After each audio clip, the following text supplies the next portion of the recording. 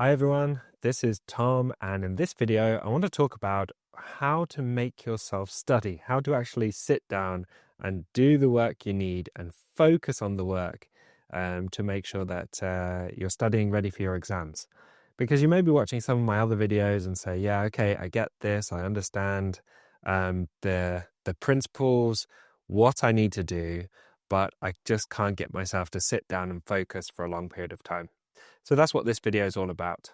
I've got quite a few. I've got 8 different important steps that you can implement and that I have figured out through trial and error, lots and lots of experimenting to help me study and work focused completely on the task that I'm trying to get done and to actually get that thing done. And now I can do that for 6+ hours a day, 5-6 days a week, and really stay focused as a result of implementing these strategies and also just building up the endurance over time. So let's get straight into it. Number one, the top tip, the thing that I think you can implement straight away and immediately see benefits is to isolate time and space. So what do I mean by this? Well, isolate time, so have a dedicated time for studying.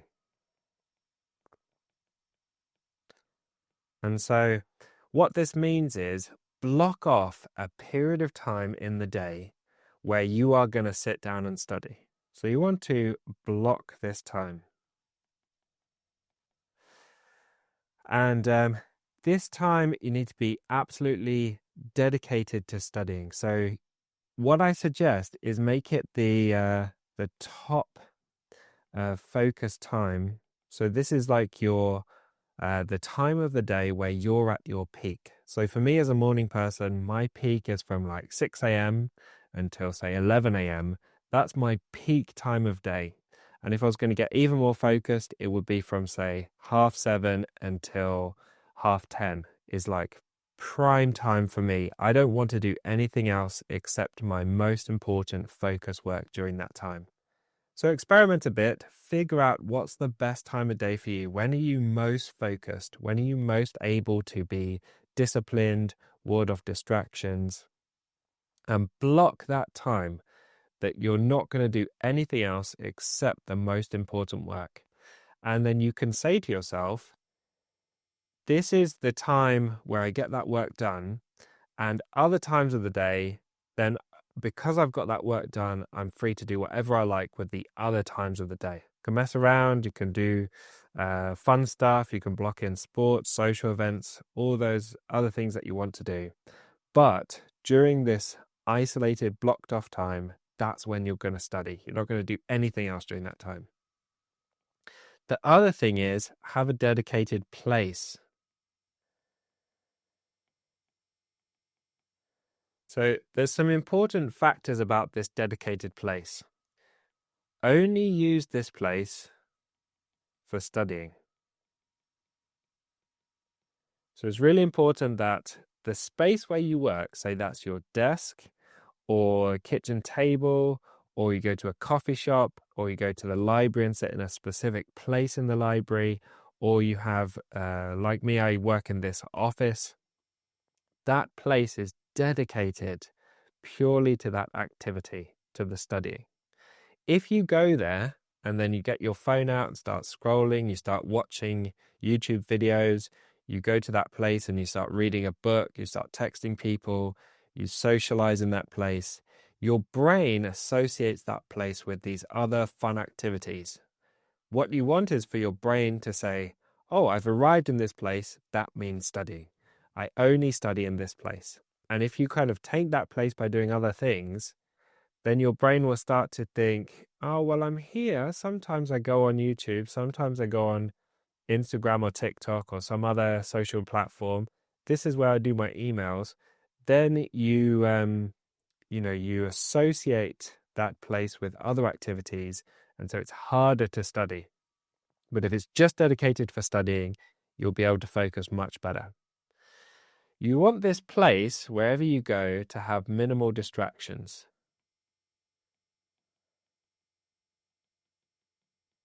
So that means it's not going to be a good place if it's like your kitchen table and you've got relatives or housemates or someone hanging around and they're going to be chatting to you. It's not a great place to study. If you've got a TV on in the background, that's a terrible place to study. If you've got some other kind of distracting thing in the environment that is more interesting than studying, there's a good chance you're just going to get distracted by it. So you want a place where there's minimal distractions. I like working in coffee shops, and when I was studying for my exams, I would always go to some kind of coffee shop, sit there, grab a coffee. The caffeine helps you focus and lifts your mood, but also there's kind of stuff going on around, but it's not distracting. And there's not people around that are going to want to talk to me. I can just focus on the study. And then when you arrive at this place, so you've blocked your time and you said from 8 till 9:30, I'm going to be in, say, Starbucks or Costa or Nero or whatever coffee shop you have, and I'm going to be studying there. When you arrive, immediately start studying. So you don't want to, you want that arrival and sitting down to be like a trigger that gets you studying. And then when you finish studying, leave. So what you don't want to do is arrive and then you get your phone out, start scrolling, start looking at messages, start replying to texts. And then before you know it, half an hour's gone by and then the session is wasted and you then leave. Or to do some studying and then sit scrolling on your phone for an hour and start associating that place with doing social media or messages or whatever. So really you arrive, start studying, finish studying, and you leave. And so that place is really dedicated. Okay, onto this. If you just implement this, I think you'll get huge benefits. Number 2 is to create pressure on this study time. So what do I mean by this? Well, you're going to isolate time and space to study. You need some pressure that keeps you focused and makes you actually study it. Because if you have all the time in the world, so you wake up on a Saturday morning and you think, I'm going to do some studying today, and you've got your whole Saturday ahead of you, nothing planned, no pressure at all. And somebody says, oh, do you want to grab some breakfast? You think, oh, I've got the whole day to study, I'll just get some breakfast. Then they say, oh, do you want to go for a little walk? And you say, well, I got the whole day for studying, I'll just go for a little walk. Then you get home and you're feeling a little bit tired from the walk. And you think, maybe I'll just sit down and watch a bit of TV. I've got the whole day to study. And the thing goes on and on and on. And before you know it, it's the end of the day and you think, oh, I'm too tired now to study. I'll get up and do studying tomorrow. And then Sunday, you think, I've got the whole day to study. And, something comes up, you just do a bit of emails, something else happens. And before you know it, the whole of Sunday's gone as well. So what you need is some kind of pressure that makes you get started and then makes you finish the study session. And then you can, just mess around and do other stuff.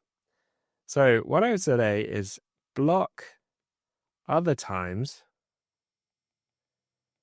of the day.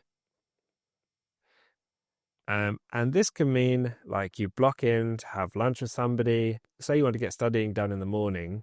You isolate your time in the morning. So you say from 8 until 10, I'm going to be studying in this specific study dedicated place. Then I know from say 10:30 until 12:30, I'm going to be meeting with this friend. Then I'm going to be doing this other thing. Then I'm going to be doing this other thing. And that can even include blocking off time where you kind of like relax and do whatever you like to do. But block the time and say, okay, I'm allowed to just chill, watch YouTube, watch Netflix, do my fun stuff that I like doing. I'm allowed to do that stuff between, say, 4 and 8 p.m., let's say. And by blocking the other times of the day, what happens is that dedicated, isolated time and space for studying, it becomes like, this is my only chance to study today. So, for example, I got to record this video this morning. I came to the office, I've blocked off this time where I'm going to sit and record this video, do the script and everything, and then edit the video and get it all uploaded and everything else. But I have to be home by like 10 a.m. because I've got other stuff that's blocked in that I need to get done. And so this is my only chance to get this video done. I need to get it done and it needs to go out tomorrow. So I've got pressure to make me do it. And that's actually got me started, got me to actually do the thing. If I had the whole day to record the video, I'd kind of put it off. I wouldn't think about it. And then there's a good chance it would never get made. So having that pressure, I have to do it now or it's not going to get done, makes it get done. Remember that open, empty space, equals procrastination. So if you've got all this open space, all this open time, you'll just end up filling it with stuff that is easier, less stressful, less pressure to do. So you need that pressure to make you take action on the important thing because this is your only chance to do it. That's why people leave stuff till the last minute when they have a deadline coming up because they've had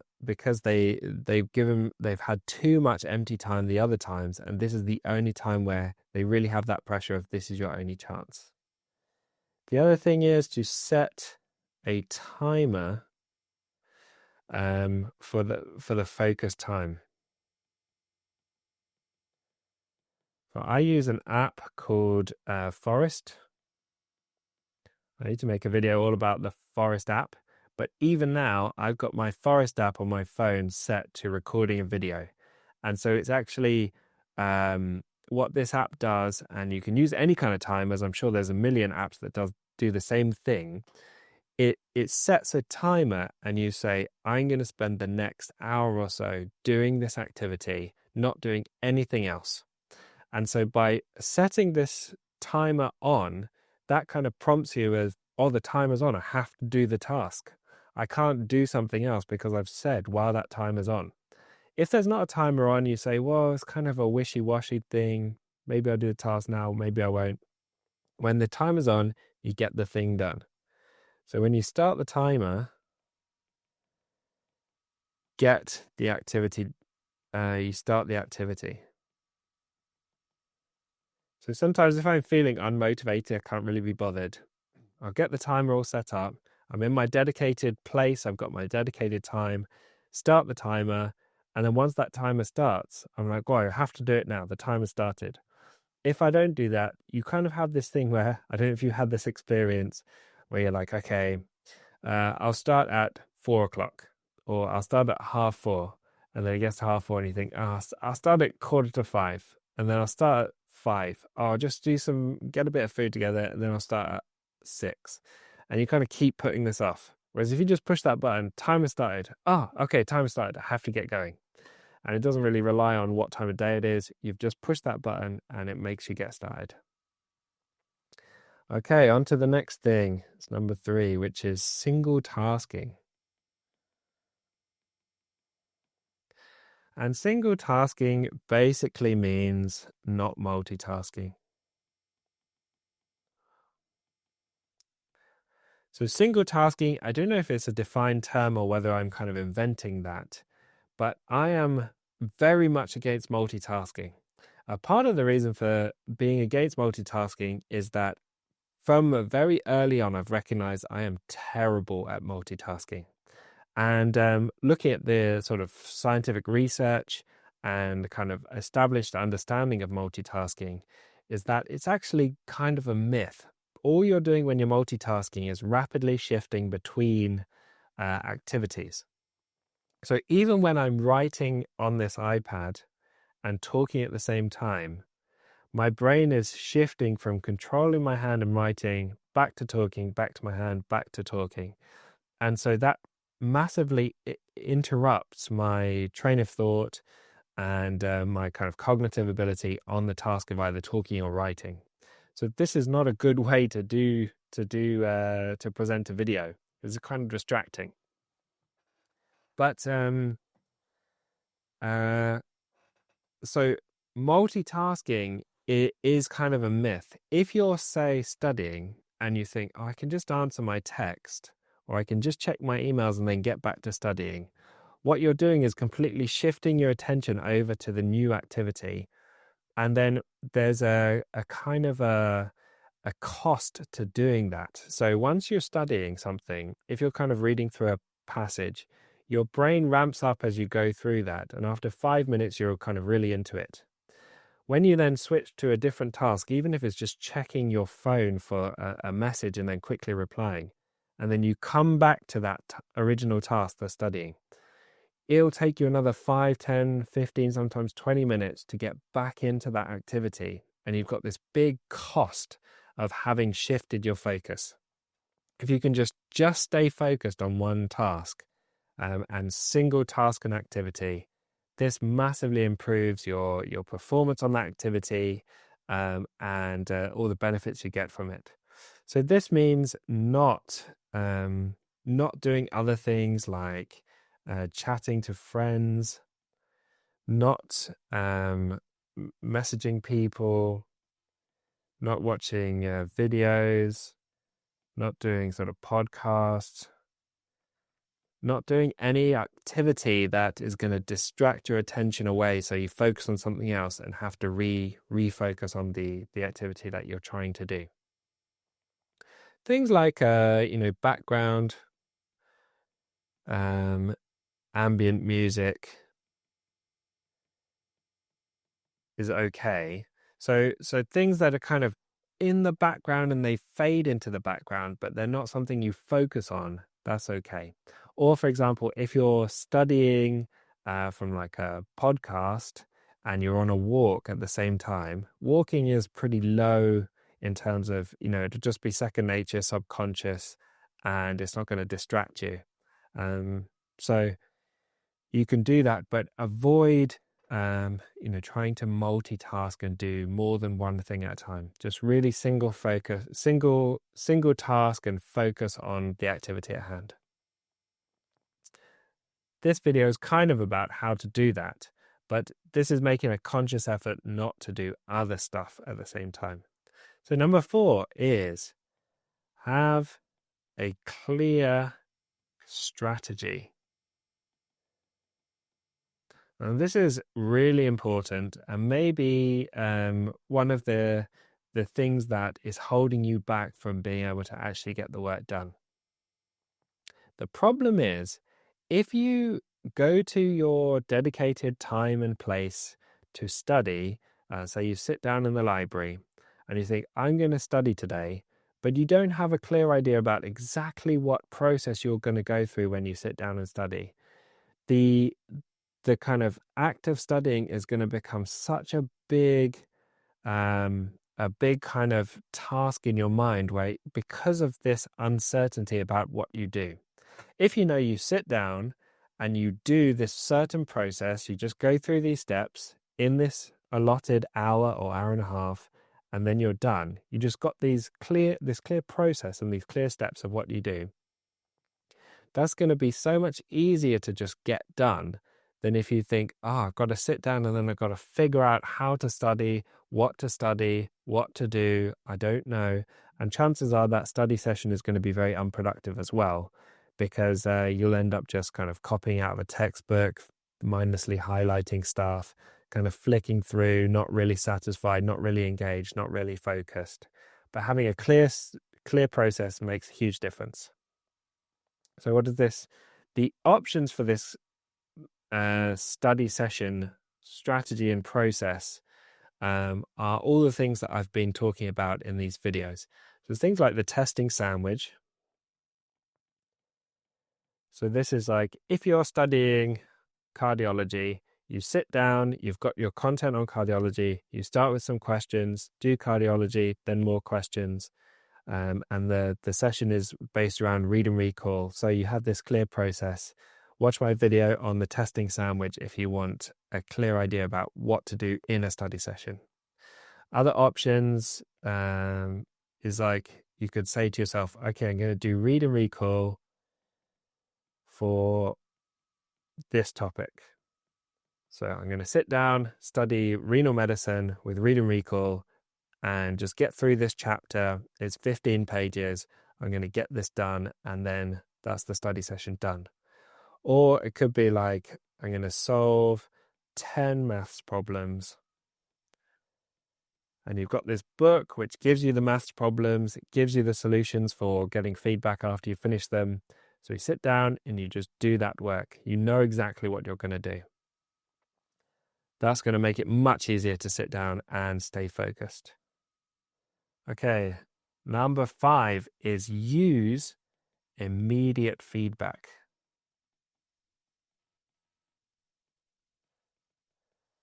So you could say, why is it that sitting down and studying is not that engaging, and you get distracted easily, and you get bored easily, and you want to go on your phone and play this like addictive video game?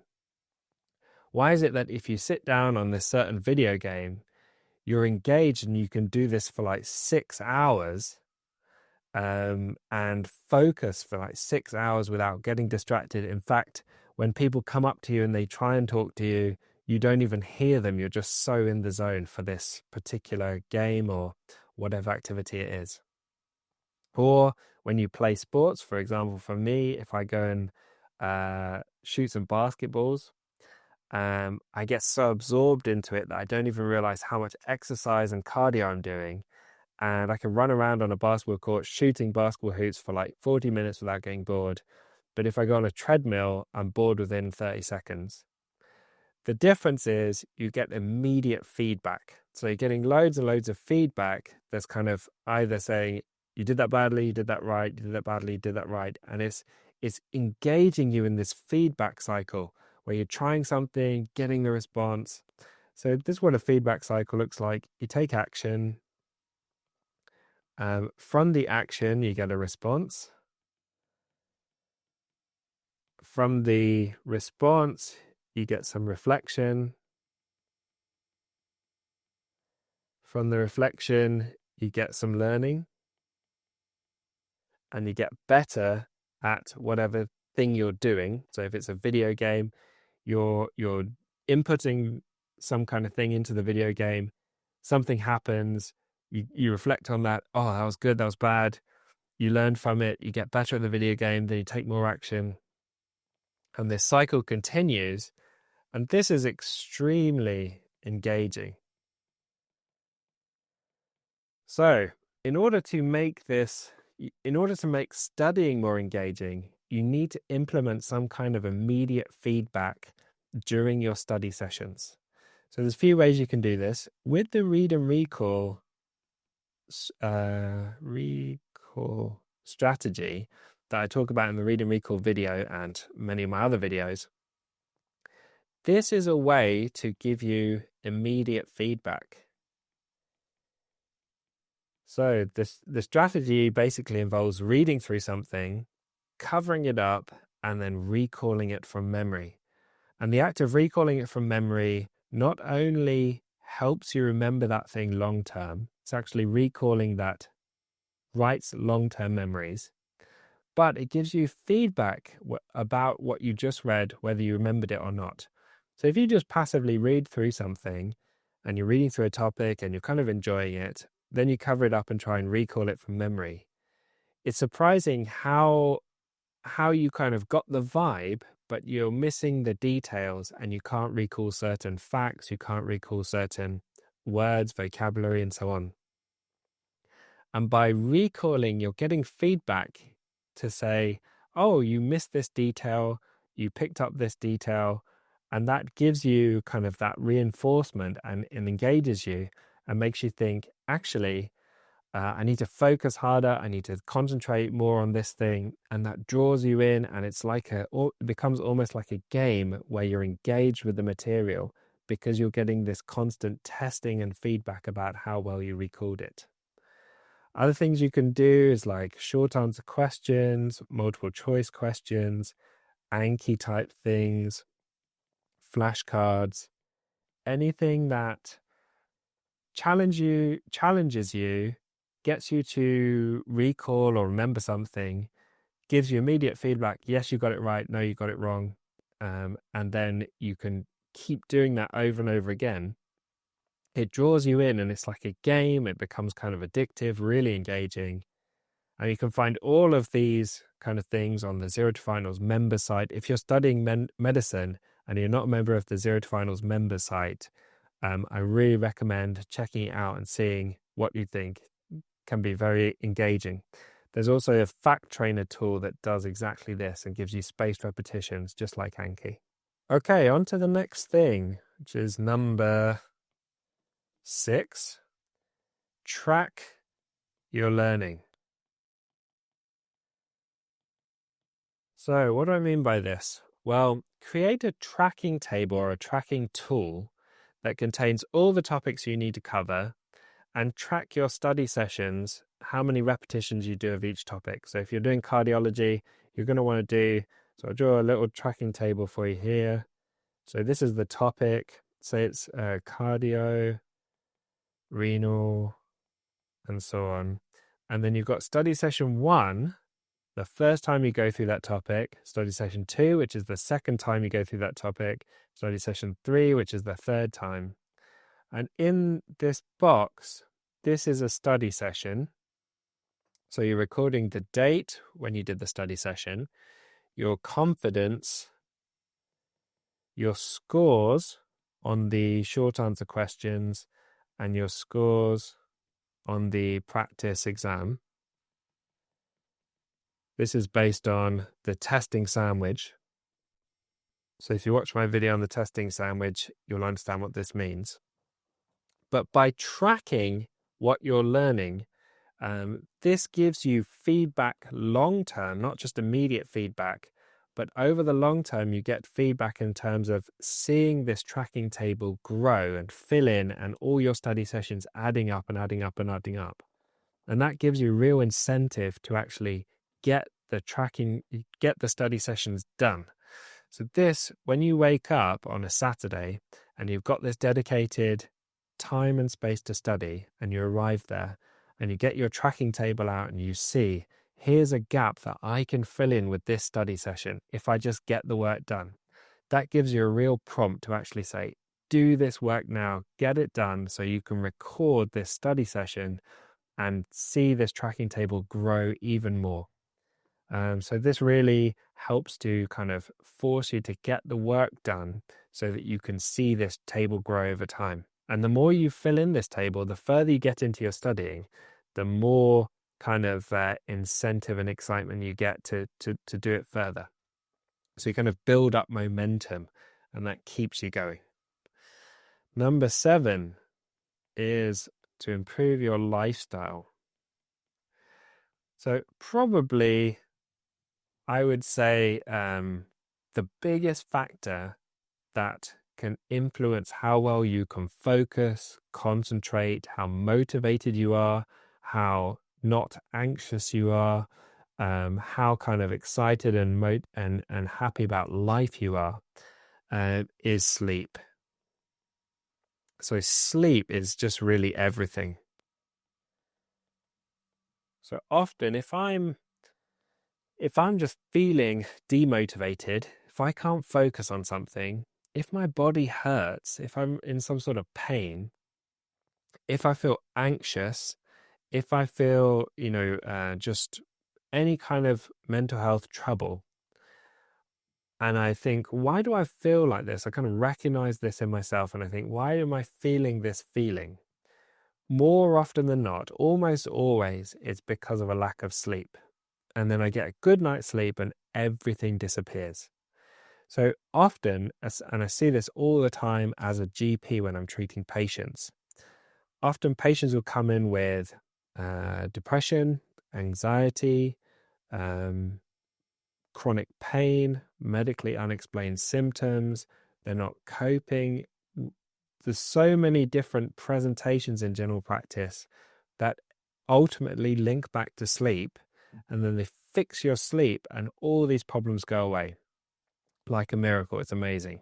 So sleep is so important, and if you can fix your sleep, you will fix so many problems in your life without even trying. If you're struggling to find motivation or having difficulty studying, and when you study you get distracted easily, just get more sleep and get better quality sleep and get to bed earlier, and have a set wake up time, and have a kind of wind down routine where you're avoiding any screens for the 2 hours before you go to bed, and avoid any caffeine whatsoever after about 9 a.m. in the morning, because caffeine has a much longer half-life than you think. So even having coffee at 10 a.m. can affect your sleep that night.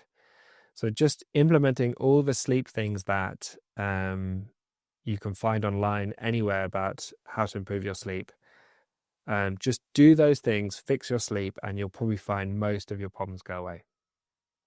The other thing is avoid sugar or processed foods. So any kind of junk food, any kind of sugar, any fast acting carbohydrates like white rice and noodles, like chips, all the kind of things that break down quickly and give you a spike in blood sugar level will massively drop your focus, attention, concentration, motivation, and so on.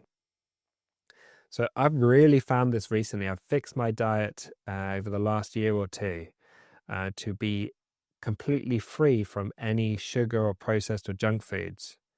And sometimes I'll have like a week off where I'll be on holiday or something, go off my diet, and then I can see such a clear difference where if I have even like a bowl of rice, I'll feel fine. And then 30 minutes later, I'll just feel demotivated, won't be able to focus, won't have any energy. And I can see such a clear link between those things. And say 3 years ago, I was having this frustration of why is my motivation so low? Why can't I concentrate? Why can I only do like an hour's worth of work a day and then I'm wiped out? And why do I just feel sluggish? I'm just, want to sit down all day. And this was like 3 years ago. And I've worked out that it's just all down to what I ate, and having like bad quality foods, processed foods, sugary foods. Fixed all of that, and my ability to concentrate has gone through the roof just because of fixing my diet. The other thing is move your body. Our bodies are designed to move, and our muscles are designed to do work and keep moving. If you can move your joints, get the blood flowing through your muscles, this will help massively. So even if you're just feeling demotivated, go for like a short walk, stretch, get all your joints moving, and then get back on it, and you'll probably feel you feel a lot better. And if you can build in breaks where you do movement throughout the day. So if I get to a point in the mid-morning where I think, I'm really feeling tired from doing sort of 2 or 3 hours of focus work, I'll take a break, and then I'll go and move my body. So I'll go for a walk, get out in the sunshine, and just kind of, even if I'm not going anywhere, just walk around the block, come back, and then I feel rejuvenated. And the other thing is stress and rest. So studying is stressful.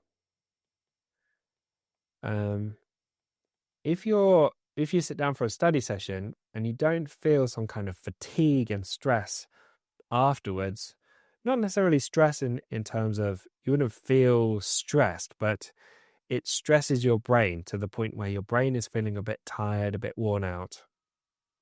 If you're not feeling that, you're probably not working hard enough. You're probably not studying properly.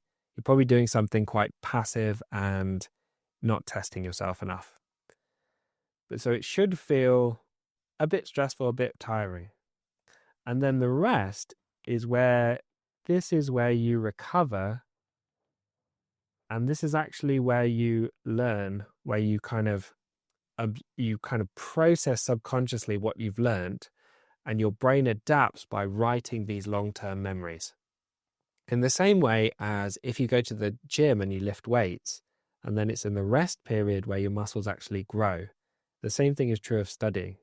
So you need a combination of stress and rest, and you need enough rest, enough kind of stress-free periods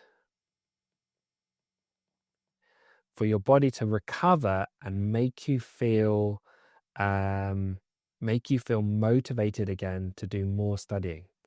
So if you're finding that your motivation is low, your concentration is low, your fatigue is high, it may be that you're not getting enough rest in order to feel recovered and ready to study again. And when it comes to stress-free periods in the modern world, you could also see these as screen-free periods. Because the screens are stressful. And anytime you've got your phone, anytime you've got your computer, you're going to be getting messages, emails, you're going to have to process information. You could get a text which says, "What time do you want to meet tomorrow?" That seems like quite a harmless text, but you have to process that information. You have to think, what time do I want to meet tomorrow? What other stuff do I have on tomorrow? Do I want to do this activity? Am I really committed to this? What time will suit this other person? You've got to take all these factors into consideration and make a decision. And that decision, while you would think this shouldn't be stressful, this should be so simple and easy, is actually quite stressful. And even if that text comes up and you see that and you're relaxing, you're doing something else, and you see, what time should we meet tomorrow? Either you take on the stress and you reply to that message, or you ignore the message and think, I'll reply to that later. But it adds this kind of like stressful cloud over your head. And you're always thinking, oh, I've got that message I need to reply to. I've got this work to do. And it's like a reminder that there's these stressful activities you need to do. So get rid of the screens, put it somewhere, just completely out of reach. Forget where your phone is and do something that's screen free. You could even do something like a puzzle. People do knitting, hang out with like loved ones, friends, relatives, and so on. Do cooking, cleaning, other stuff that's screen free will also be stress free.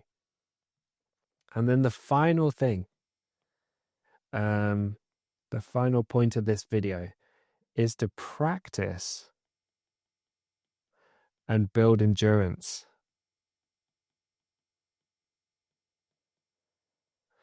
So when you first start out, when you first start studying, it's going to be hard to study for a longer period of time.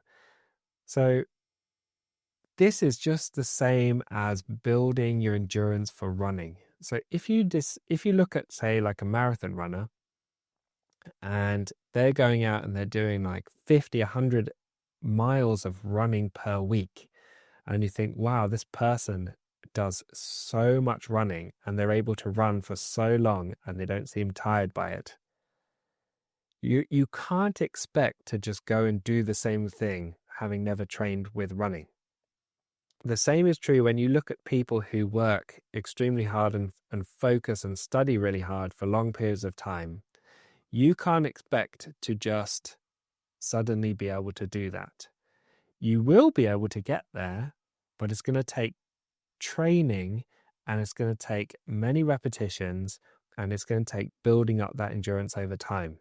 Just like if you did couch to 5K running, then you started kind of like a 10K training program, built up over 4 months to doing a 10K, then did a half marathon and built that up over several years. Then at the end of it, you're going to be a running machine. The same is true for studying and doing like focus work tasks and not getting distracted, single tasking, doing deep work. That requires training and building your endurance. So you could start really simple. This could be even like 20 minutes per day, like 3 or 5 days a week, where you sit down and you don't get distracted. You just focus on studying.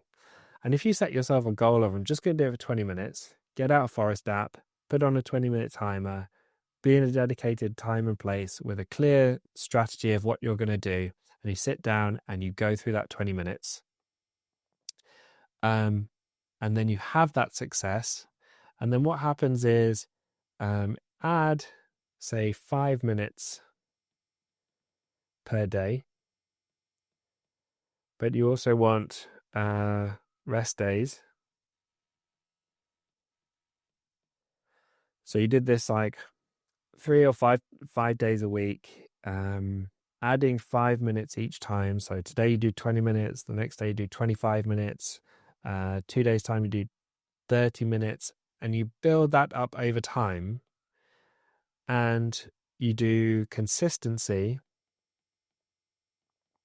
and practice. What happens is this just becomes second nature to you.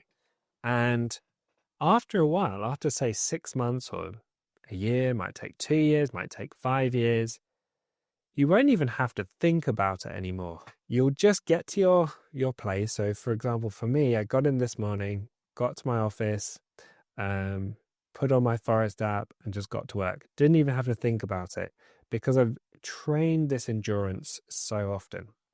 However, don't let that fool you. There are times where I feel demotivated, have to implement the other strategies here. Sometimes I need the novelty of going to a different place or coffee shop and so on.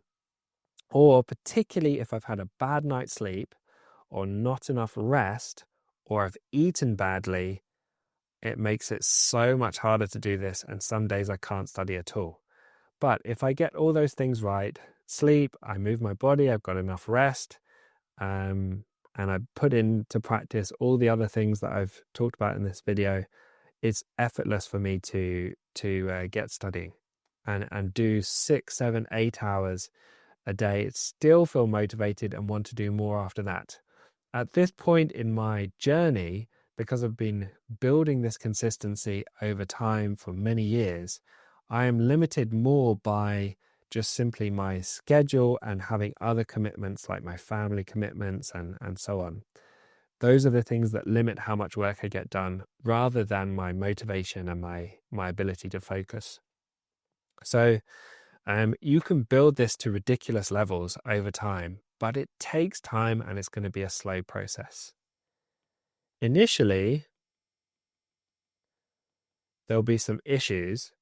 So for example, on the first study session, when you do that 20 minutes, you'll find the mind wanders.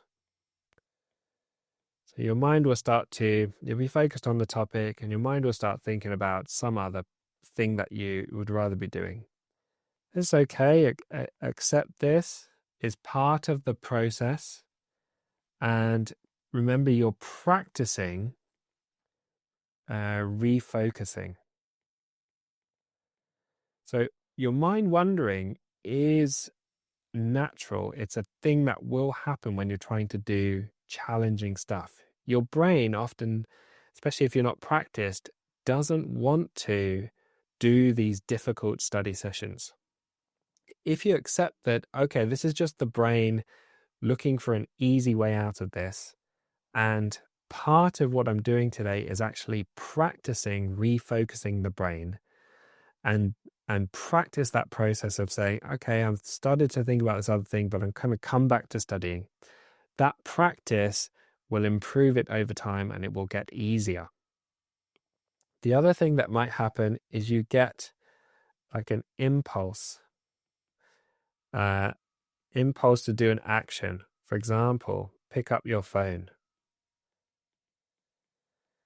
So if you spend your whole life on your phone, if you're constantly on WhatsApp answering messages, you're on social media, you're doing emails, you're doing all these things on your phone, your brain is like practiced and wired up to always be thinking about the phone.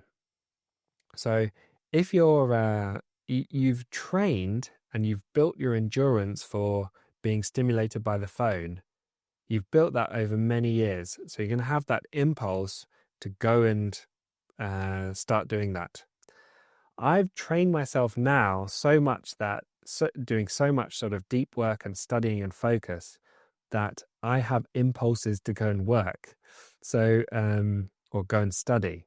So my natural tendency now is to go to study. So if I'm just sat around not doing anything, my kind of impulse is, oh, I'm going to go and get some work done. I'm going to go and sit and focus for 2 hours. That's actually what my brain is trained to do. And so that's my natural instinct.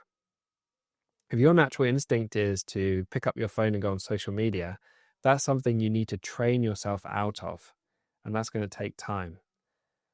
I didn't always just naturally go towards getting deep work done and focus work done. That's something that's been trained, and you can train it too. So when this happens, just pause and refocus. If you have this impulse, I'm going to just check my phone. If you, instead of just going to check the phone, stop and wait 10 seconds, by the end of that 10 seconds, that impulse will have passed and you'll be able to get back on with work. If you give into the impulse straight away, you'll just reinforce that and it'll become more and more and more of a habit. This will get easier if you take that moment, be a little bit disciplined, and not pick up the phone. It'll get easier not to pick up on the phone, and eventually that impulse will disappear, or at least massively subside.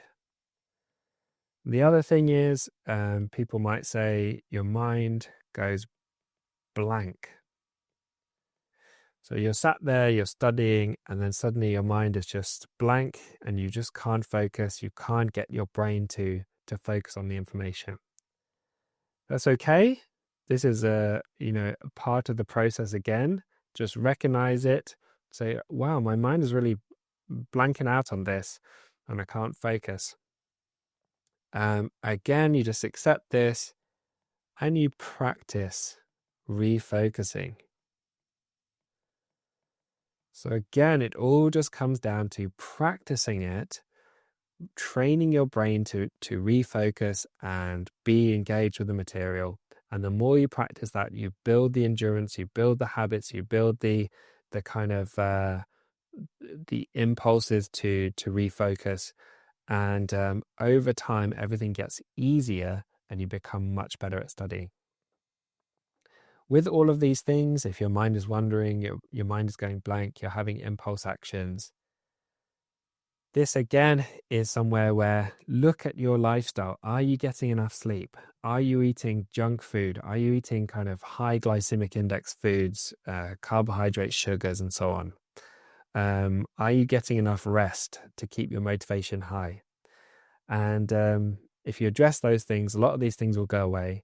But a big part of it is just practicing, doing the activity you want to get better at over time, and you will get there. Hopefully you can implement these strategies and get better at studying for your exams and be able to study for hours and hours on end without getting distracted and staying motivated. If you want a really nice version of these notes, you can find them on the Zero to Finals Patreon, where you can download them and refer back to them quickly if you just want a quick recap on all the things we've talked about today. And I'll see you in the next video, which will be tomorrow.